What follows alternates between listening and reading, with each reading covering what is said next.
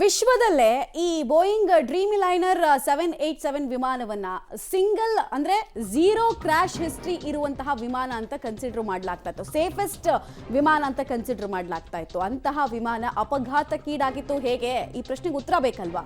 Safe ಲ್ಯಾಂಡಿಂಗ್ಗೆ ಖ್ಯಾತಿಯಾಗಿದ್ದ ವಿಮಾನ ಪತನವಾಗಿದ್ದು ಹೇಗೆ? ಇಲ್ಲಿ ತನಕ ಇದನ್ನು ಕೊಂಡ್ಕೊಳ್ಳೋರು ಎಲ್ಲರೂ ಹೇಳ್ತಾ ಇದ್ದಿದ್ದು ಒಂದೇ ಒಂದು ಕ್ರಾಶ್ ಹಿಸ್ಟ್ರಿ ಕೂಡ ಇವರಿಗಿಲ್ಲ, ಸೊ ನಾವು ಪರ್ಚೇಸ್ ಮಾಡ್ಬೋದು ಅಂತ 2009ರಿಂದ ನಿರಂತರವಾಗಿ ಬೇರೆ ಬೇರೆ ರಾಷ್ಟ್ರಗಳು ಪರ್ಚೇಸ್ ಮಾಡಿತ್ತು. ಸೊ ಈಗ ತುಂಬಾ ಇಂಪಾರ್ಟೆಂಟ್ ಅಂದ್ರೆ ಈ ವಿಮಾನದಲ್ಲಿ ಯಾರದ್ದು ಏರರು ಅಂತ ಒಂದು ನಾವಾಗಲೇ ಎಕ್ಸ್ಪ್ಲೈನ್ ಮಾಡ್ತಾ ಇದ್ವಿ ನಿಮಗೆ. ಇಂಜಿನ್ ಪ್ರಾಬ್ಲಮ್ ಸಂಭವಿಸಿರಬಹುದಾ ಇದೊಂದು ಪ್ರಶ್ನೆ. ಸೊ 5 ತಂಡಗಳಿಂದ ತನಿಖೆ ಆಗುತ್ತೆ, ರಹಸ್ಯ ಹೊರ ಬರುತ್ತೆ. ಆಮೇಲೆ ನಿಮಗೆ ಇನ್ನೊಂದು ಎಕ್ಸ್ಟ್ರಾ ಇನ್ಫಾರ್ಮೇಷನ್ ಅಂತ ಅಂದರೆ, ಸಾಮಾನ್ಯವಾಗಿ ಯಾವುದೇ ವಿಮಾನಗಳು ಟೇಕ್ ಆಫ್ ಆಗೋಕ್ಕಿಂತ ಮುಂಚೆ 2 ಮಿನಿಟ್ಸ್ ಮುಂಚೆ 150ಇಂದ 200 ಚೆಕ್ಸ್ ಅನ್ನು ಮಾಡಿರ್ತಾರೆ. ಅಂದರೆ ಟೆಸ್ಟನ್ನು ಕೊನೆ ಹಂತ ತನಕ ಕೂಡ ಪೈಲಟ್ ಮಾಡ್ಕೊಂಡಿರ್ತಾರೆ.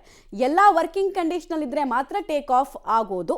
ಸೊ ಇನ್ವೆಸ್ಟಿಗೇಷನ್ ಯಾರ್ಯಾರಿಂದ ಆಗುತ್ತೆ? ಹಾಗಾದರೆ ಏರ್ಕ್ರಾಫ್ಟ್ ಆಕ್ಸಿಡೆಂಟ್ ಇನ್ವೆಸ್ಟಿಗೇಷನ್ ಬ್ಯೂರೋದಿಂದ AIIB ಇಂದ ಇನ್ವೆಸ್ಟಿಗೇಷನ್ ಆಗುತ್ತೆ. ಇವ್ರದ್ದು ಸ್ಪೆಷಾಲಿಟಿ ಏನು ಅಂತ ಅಂದರೆ, ಪ್ರಾಬಬ್ಲಿ ಇಂಜಿನ್ ಏನಾದರೂ ಪ್ರಾಬ್ಲಮ್ ಇದ್ದರೆ ಈ AIIB ಇನ್ವೆಸ್ಟಿಗೇಷನಿಂದ ಗೊತ್ತಾಗ್ಬಿಡುತ್ತೆ. ನಾಗರಿಕ ವಿಮಾನಯಾನ ಸಚಿವಾಲಯದ ಅಡಿಯಲ್ಲಿ ಈ ಸಂಸ್ಥೆ ಕಾರ್ಯನಿರ್ವಹಿಸುತ್ತೆ. ತುಂಬ ದೊಡ್ಡ ಸ್ಪೆಷಲೈಸೇಷನ್ ಈ ಇನ್ವೆಸ್ಟಿಗೇಷನ್ ಟೀಮ್ದು. ನಾನೀಗ ಹೇಳ್ತಾ ಇದ್ನಲ್ಲ, ಇಂಜಿನಲ್ಲಿ ಪ್ರಾಬ್ಲಮ್ ಆದರೆ ಅಥವಾ ಆ ಟರ್ಬುಲೆನ್ಸ್ ಬ್ಲೇಡ್ನಲ್ಲಿ ಸಮಸ್ಯೆ ಆಗಿದ್ರೆ ಅಥವಾ ಹಕ್ಕಿ ಬಂದೇನಾದರೂ ಬಡ್ದಿದೆ ಅನ್ನೋದಾದರೆ ಇವರು ನೀಟಾಗಿ ಕಂಡುಹಿಡಿದು ಬಿಡ್ತಾರೆ. ದೇಶದಲ್ಲಿ ನಡೆಯುವಂತಹ ವಿಮಾನ ದುರಂತಗಳ ಅಧಿಕೃತ ತನಿಖಾ ಸಂಸ್ಥೆ ಕೂಡ ಹೌದು. ಅದಾದ ನಂತರ ಉನ್ನತ ಮಟ್ಟದ ಸಮಿತಿಯನ್ನು ಕೂಡ ರಚನೆ ಮಾಡಲಾಗಿದೆ. ಯಾಕಂದರೆ ಸಾವು ನೋವು ಎಷ್ಟು ದೊಡ್ಡ ಪ್ರಮಾಣದಲ್ಲಾಗಿರೋದು, ವಿವಿಧ ಕ್ಷೇತ್ರಗಳ ತಜ್ಞರನ್ನು ಒಳಗೊಂಡಂತಹ ಸಮಿತಿ ಇದು. ಅಪಘಾತಕ್ಕೆ ನಿಖರ ಕಾರಣವನ್ನು ಪತ್ತೆ ಹಚ್ಚೋದು, ಆಮೇಲೆ ಈ ವಿಮಾನವನ್ನು ಅಂದರೆ ಈ ಏರ್ಲೈನ್ಸ್ ಇದೆಯಲ್ಲ, ಅಹಮದಾಬಾದ್ ಏರ್ಲೈನ್ಸು, ಅದನ್ನು ಶಿಫ್ಟ್ ಮಾಡಬೇಕು ಅನ್ನುವಂತಹ ಮಾತಿದೆ. ಬಿಕಾಸ್ ಜನಸಾಂದ್ರತೆ ಹೆಚ್ಚಿರುವಂತಹ ಪ್ರದೇಶದಲ್ಲಿ ಈ ವಿಮಾನ ನಿಲ್ದಾಣ ಇರೋದ್ರಿಂದ ಅದು ಯಾವತ್ತಿದ್ರೂ ಅಪಾಯನೇ ಅಂತ. ಹೀಗಾಗಿ ಇವರು ಅದನ್ನು ಡಿಸೈಡ್ ಮಾಡ್ತಾರೆ. ಈ ತಂಡ ತನಿಖಾ ತಂಡಗಳ ಸಹಯೋಗದೊಂದಿಗೆ ಕಾರ್ಯವನ್ನು ನಿರ್ವಹಿಸುತ್ತೆ ಅನ್ನೋದು ಈಗ ಸದ್ಯಕ್ಕೆ ಗೊತ್ತಾಗ್ತಾ ಇರುವಂತಹ ಮಾಹಿತಿ. ಹಾಗೆ ಅಮೆರಿಕ ಮತ್ತು ಬ್ರಿಟನ್ನ ತಂಡಗಳು ಕೂಡ ಈ ವಿಮಾನ ದುರಂತಕ್ಕೆ ಸಂಬಂಧಪಟ್ಟಂತೆ ತನಿಖೆಯನ್ನು ಮಾಡ್ತಾ ಇದ್ದಾರೆ. ಯಾಕಂದರೆ ಇವರ ದೇಶದ ಪ್ರಜೆಗಳನ್ನು ಕಳ್ಕೊಂಡಿದ್ದಾರೆ.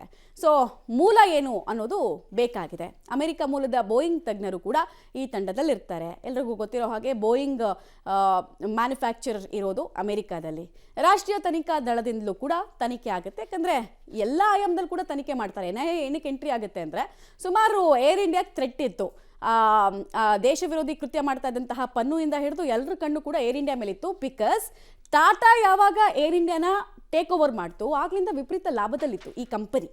ಸೊ ಹೊಟ್ಟೆ ಕಿಚ್ಚು ಅನ್ನೋದು ಒಂದಿತ್ತು. ಆಮೇಲೆ ಇದಕ್ಕೊಂದು ಬ್ಯಾಡ್ ನೇಮ್ ಇಂಡಿಯಾಗೆ ತರಬೇಕು ಅಂದರೆ ಏರ್ ಇಂಡಿಯಾನ ಟಾರ್ಗೆಟ್ ಮಾಡಬೇಕು ಅನ್ನೋದು ಒಂದಿತ್ತು. ಹೀಗಾಗಿ ಇವರು ಕೂಡ ತನಿಖೆಯನ್ನು ಮಾಡ್ತಾ ಇದ್ದಾರೆ, NIA. ಆಮೇಲೆ ಗುಜರಾತ್ ಪೊಲೀಸರು ಈ ತಂಡದಿಂದ ನಾಗರಿಕ ವಿಮಾನಯಾನ ಸಚಿವಾಲಯದ ತನಿಖಾ ತಂಡದಿಂದ ನೆರವನ್ನು ಪಡ್ಕೊಳ್ಳುತ್ತೆ. ಸ್ಥಳೀಯ ಪೊಲೀಸರ ಇನ್ವಾಲ್ವ್ಮೆಂಟ್ ಇನ್ವೆಸ್ಟಿಗೇಷನಲ್ಲಿ ಇರುತ್ತೆ. ಡೀಟೇಲ್ಸ್ ಕೊಡ್ತಾರೆ ಪ್ರಕಾಶ್, ನೇರ ಸಂಪರ್ಕದಲ್ಲಿ ಜಾಯ್ನ್ ಆಗ್ತಾ ಇದ್ದಾರೆ. ಪ್ರಕಾಶ್, ಝೀರೋ ಕ್ರ್ಯಾಶ್ ಹಿಸ್ಟ್ರಿ ಇದ್ದಿದ್ದ ಕಾರಣಕ್ಕೆ ಸೇಫೆಸ್ಟ್ ವಿಮಾನ ಅಂತ ಇದನ್ನು ಕರೆಯಲ್ಪಡ್ತಾ ಇತ್ತು.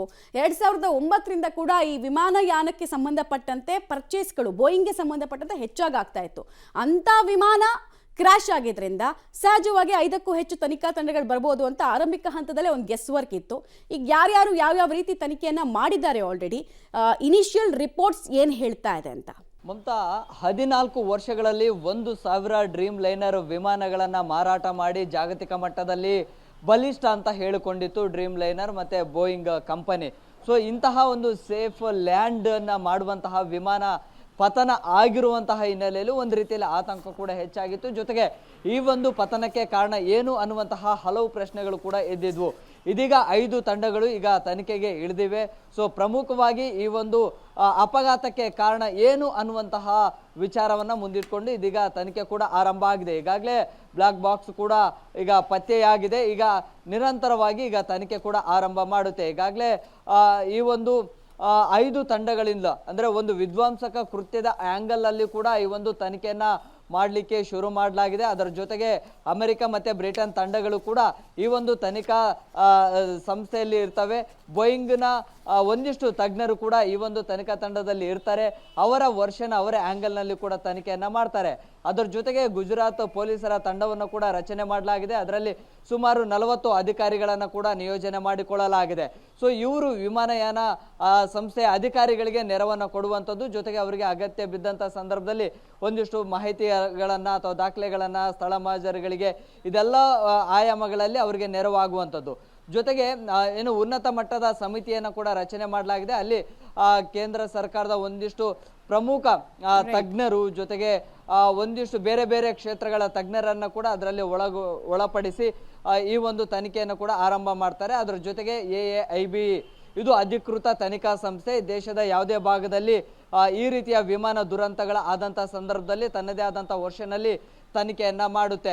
ಸೊ 5 ತಂಡಗಳನ್ನ ರಚನೆ ಮಾಡಿಕೊಂಡು ಇದೀಗ ಈ ಒಂದು ದುರಂತಕ್ಕೆ ಕಾರಣ ಏನು ಅನ್ನುವಂಥದ್ರ ಬಗ್ಗೆ ಈಗ ತನಿಖೆಗೆ ಇಳಿದಿವೆ. ಇನ್ನೇನು ಬ್ಲಾಕ್ ಬಾಕ್ಸ್ ಕೂಡ ಪತ್ತೆಯಾಗಿದೆ. ಸುಮಾರು 24 ಗಂಟೆಯಿಂದ 48 ಗಂಟೆಗಳಲ್ಲಿ ಈ ತನಿಖೆ ಅಂದ್ರೆ ಒಂದು ಹಂತಕ್ಕೆ ಬರಬಹುದು ಅನ್ನುವಂತಹ ನಿರೀಕ್ಷೆ ಇದೆ. ಆದ್ರೆ ಈ 5 ತನಿಖಾ ತಂಡಗಳಿಂದ ಏನ್ ರಿಪೋರ್ಟ್ ಬರುತ್ತೆ, ಈ ಒಂದು ದುರಂತಕ್ಕೆ ಏನು ಕಾರಣ ಅನ್ನುವಂಥದ್ದನ್ನ ಕಾದು ನೋಡ್ಬೇಕಾಗುತ್ತೆ. ಓಕೆ ಪ್ರಕಾಶ್, ಹಾಗೆ ಸಂಪರ್ಕದಲ್ಲಿ ವಾಪಸ್ ಬಂದೆ.